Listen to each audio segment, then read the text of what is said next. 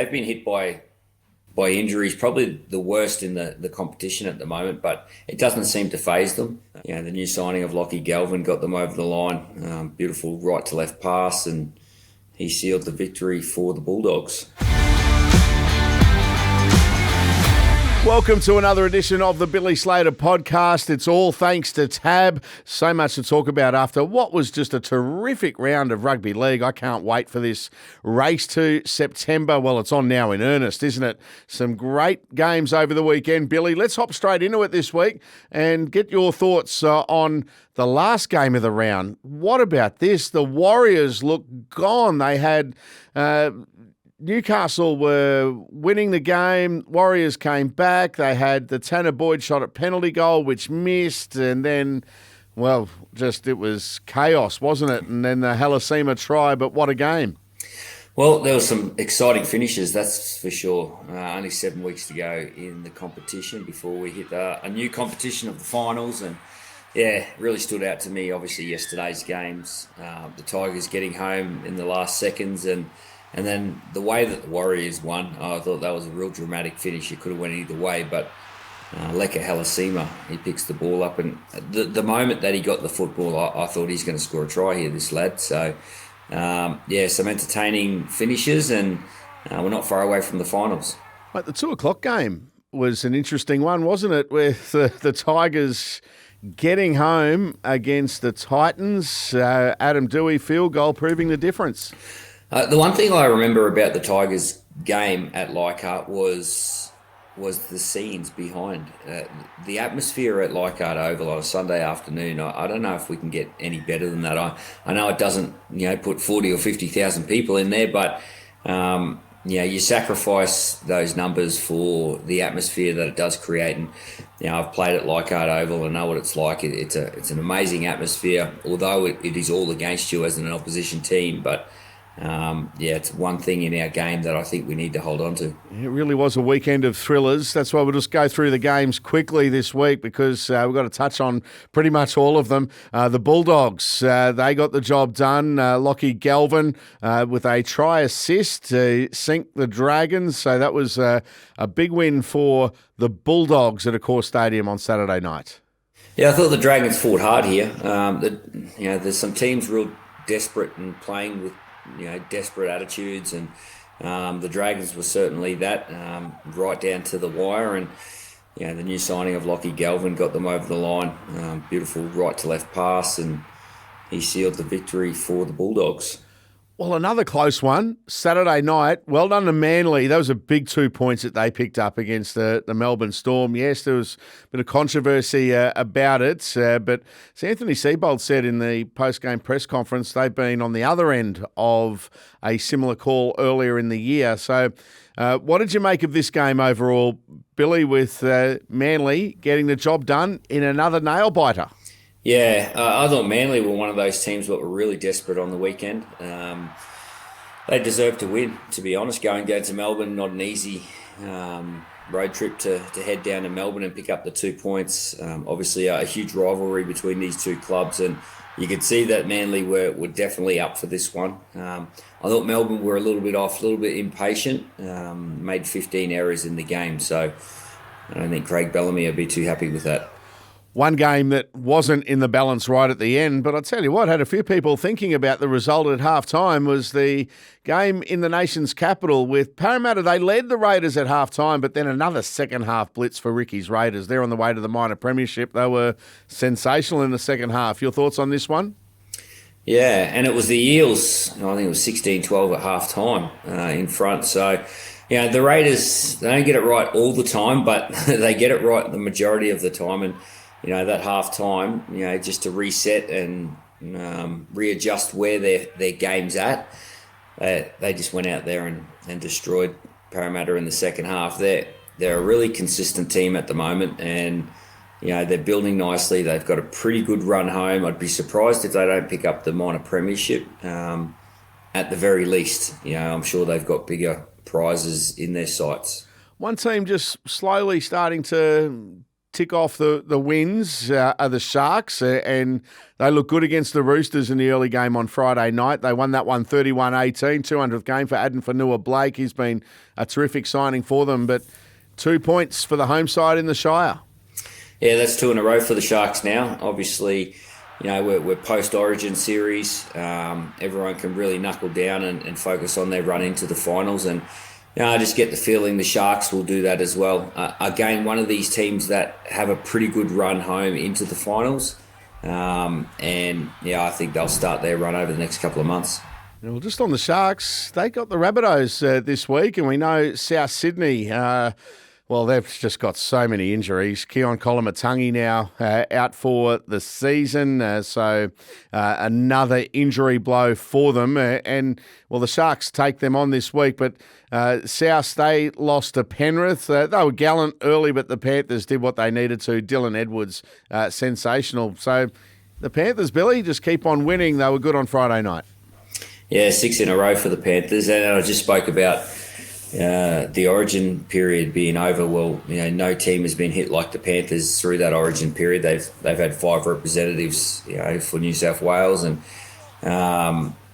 now it's time to rest their players, which they've done over the last couple of weeks. They're ready to go. So, can you think that we were asking the question a couple of months ago whether the Panthers were going to play finals? Now we're thinking of, okay, can they do it for a 5th straight year? That would be incredible.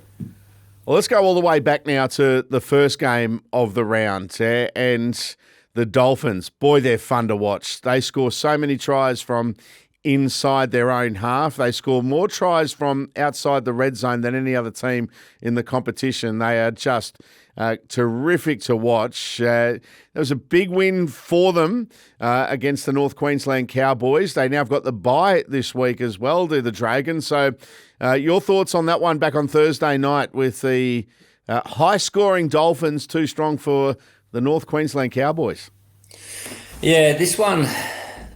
Look, the Dolphins are a really good team. They've been hit by injuries, probably the worst in the competition at the moment, but it doesn't seem to faze them. Their young halfback, Izzy Katoa, continues to evolve his game. The Sharks shut him down last week, and he come out and he adjusted, some variations to his style, and that's a great sign of a great young playmaker. He's still only 21 years old. The Cowboys have got some real worries on their edges, making some poor decisions, lack of continuity with their centres, and they were pulling them apart pretty easy, the Dolphins. So a bit of work to do up there in Townsville, and the Dolphins, they're sitting in 9th position, but they've got the 2nd best for and against differential. That's how good the Dolphins are when they get it right, and if they can push their way into the finals, they're going to take some beating. Yeah, so the Dolphins have the bye this week, and just having a look, the North Queensland Cowboys, they are at home to the Dragons. So that's a big game for both of those teams coming up this weekend. This is the Billy Slater podcast, thanks to Tab. Fans always ask, Loza, what was the best era of league? And I tell them, nothing beats the line-breaking, flick-passing, goose-stepping, Vegas-flying, turbo-try-scoring, origin drought-breaking, simply the best era of footy we're in right now. And with more market stats and insights, it's easy to enjoy the best era in footy with the best app in footy. Tab. We're on. What's gambling really costing you? For free and confidential support, call the number on the screen or visit the website. All right, Billy M medal time, and we do it all thanks to Tab, where Billy Slater picks his best player of the week and best team of the week. Billy, we might do player first up this week. Who's your thinking for the Billy M medal nominee or winner for this week? Because, boy, you got plenty of great individual performances to choose from the most recent round.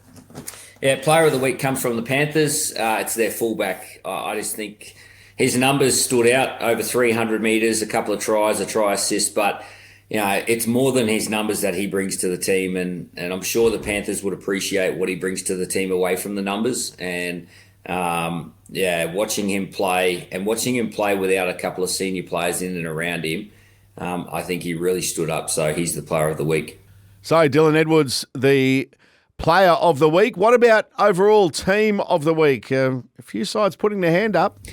Team of the week is the same team, the Penrith Panthers. They've won 6 in a row now, and no Nathan Cleary, no Isaiah Yeo on the weekend. They're their two most influential players in attack, and they do a lot of work in defence as well. And to win without those two, it just gives the club a big boost. I remember a few weeks ago they went over to New Zealand without any Origin players, and they won over there. And I just think they're in a really good spot. If they can remain healthy for the rest of the year and that core group of senior players plays extremely well, they're right up there with the best team in the competition.